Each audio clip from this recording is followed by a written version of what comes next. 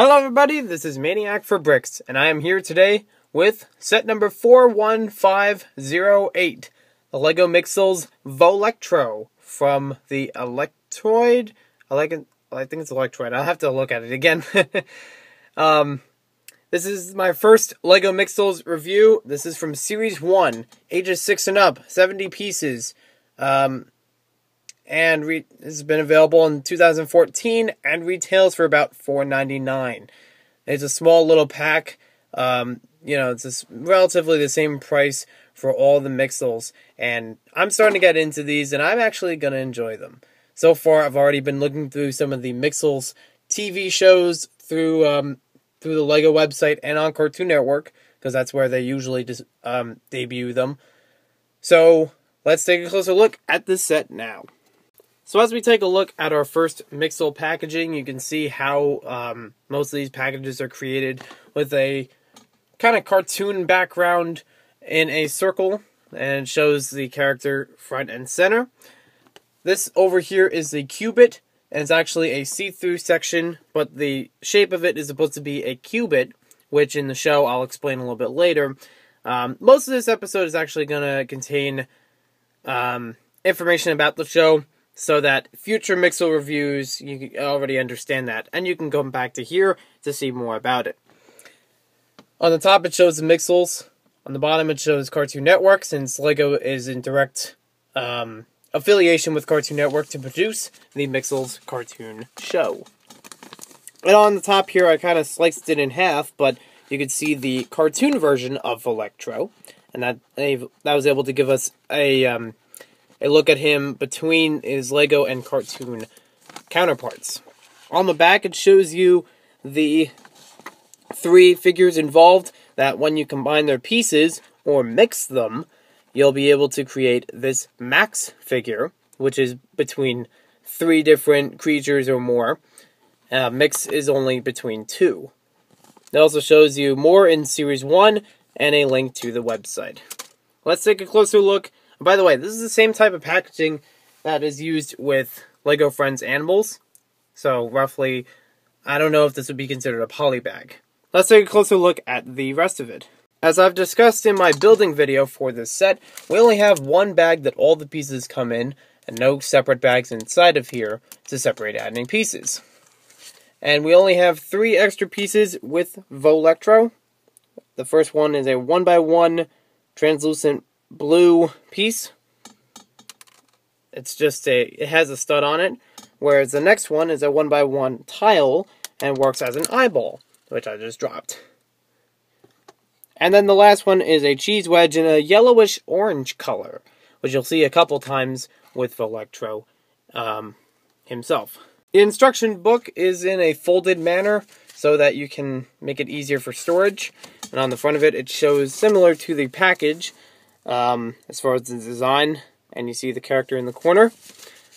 Inside, the style of it is pretty plain, just a bluish background, nothing really special about the background in this. As we flip towards the back, you can see, hold on, there we go, we have the piece count on one page. The next page will show you the max again, so that you have it in the instructions, and you can download the instructions for the max from the Mixels website on Lego.com.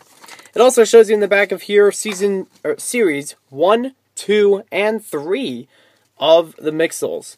Now, at this time of recording this video, I am just getting into the Mixels, and I am aware of these series, but these have not come out yet, but it's still nice to see them. So, that's kind of nice, and we also get a checklist. Each of these has a little checkbox next to them, so that you can record which ones you have, and try to collect them all. Now, this section will show you the Mixels app, which you can download for, I think it's on Google Play, and also on the App Store for $1.99, may have in-app purchases. And this is a little code for it. I don't know if it's individual, so I don't mind if you use it right away. I don't plan on looking at the app. And then on the back, we just have the win section. Let's get on to our figure. Here we have Volectro. And it's kind of a combination between the words Volt and Electro. To make a clever name. He is from the Electroids, which makes him a thunder type of creature. And let me just read his bio as it's recorded on the Cartoon Network website under Mixels, as far as their TV show appearance.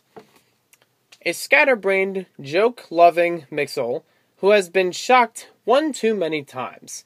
He belongs to the tribe of the Electroids, and his body emits a static energy that draws things to it. It's the worst case of static cling ever. Luckily, he's found a way to harness it. Unluckily, he can't always control what sticks to him, like other Mixels, or trees, or cruise ships. So you can see there's a lot of fun with this character, being able to use electricity for almost magnetic purposes.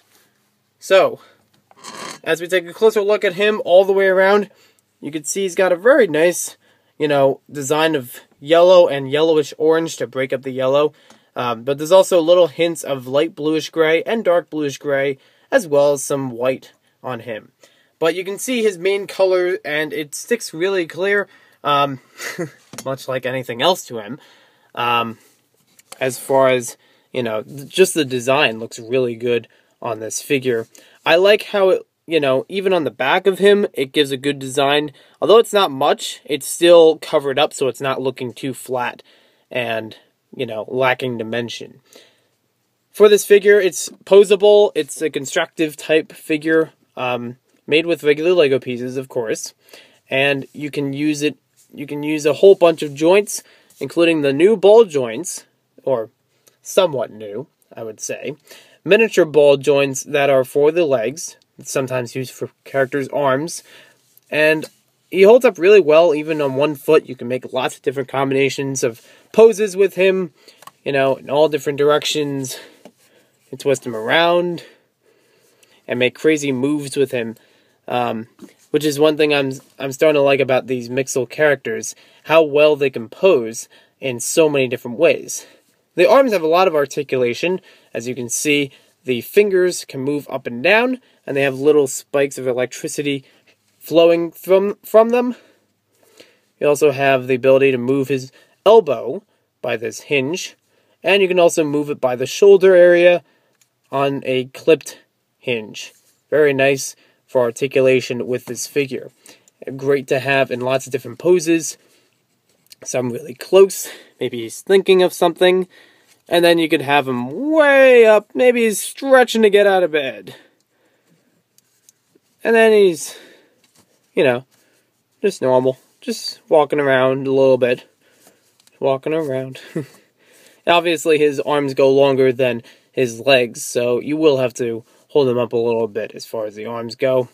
But that's still not bad. I really like how this figure looks in general. And even compared to the cartoon version, it's very accurate. But the one thing I've wondered is, why are the teeth so far inward? A lot of his body is actually outward, and his teeth are very far in just by the construction of the figure.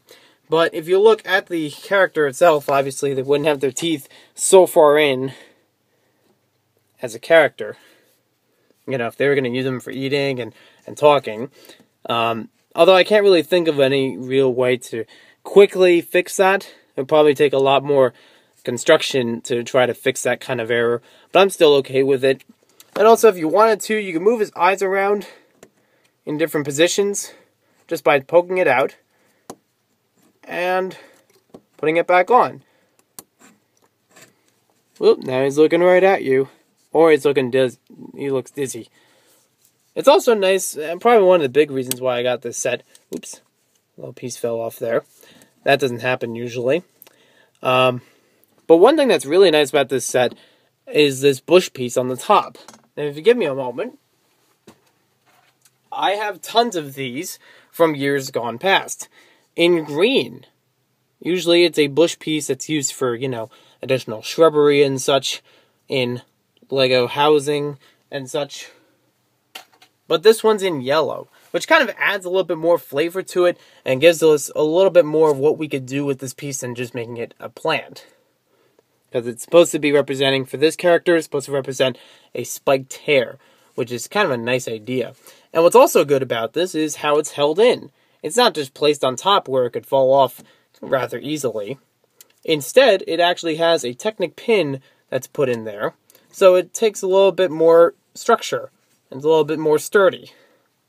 So overall, I really like this character, and I like the design of the Mixels so far. I mean, granted, it's only the first one, but it's still very nice to look at and to play around with. It's got a lot of good posability. It's not too fragile. It's not too top-heavy or anything like that. You can even see how it stood on one leg, and, you know, even if you distribute the weight, most of it could hold up pretty well. Lots of crazy combinations that could work well with this, and a good use of all these different pieces. So, I'll get into a little bit of the story right now. Basically, the Mixels are all these different kinds of creatures. They're different tribes with different elemental powers. And they're not particularly in war with each other like they are in Shima. They're actually very friendly, and they make all different kinds of crazy combinations called mixes. A mix is when you have two creatures combined with each other, and they don't have to be the same element either. You can have one that's electricity and fire, or you can have one that's ice and earth. You know, make different combinations with them, and they, you know, can remove obstacles or use it for problem solving, you know, in different situations. However, there are little creatures called Nixels, Nixels, and they cause a lot of havoc to the Mixel community, and, you know, sometimes they'll try to break apart their mixing combinations. The qubit, as I mentioned earlier from the packaging, is how they are able to mix. They use it for whether there's 2 of them or 3 of them, and 3 of them, it's called a max, because it's a much stronger, more powerful creature. The qubit is a small disc, like a square disc, I guess, that allows them to mix with each other. Because they can't just walk up to each other and say, hey, let's mix. They need to have this item in order to mix. And they usually has a different, they have 2 colors associated with it. So you need to have the right color combination shown on the qubit to make the combination work. So, there's that. And, you know, they have a lot of fun. Sometimes they're goofy with their mixing combinations. Sometimes they'll use it for play as well as problem solving. And if they mix the wrong way, they'll make a merp, which is kind of a derp kind of mix, in which the elements and characteristics of each person mixed together kind of cause like a havoc and are out of control. So there's a briefing as far as the Mixel storyline. You can check out more about it from CartoonNetwork.com as well as Lego.com/Mixels. But overall, this is really cool looking. It's got a lot of neat parts to it. I forgot to mention some really cool parts, especially the ball joints and a few other things, which you'll see in my building video if you haven't seen that already. Thanks for watching this video. Hope you guys enjoyed it, and we'll see you next time with more LEGO set reviews. Maybe more Mixels on the way.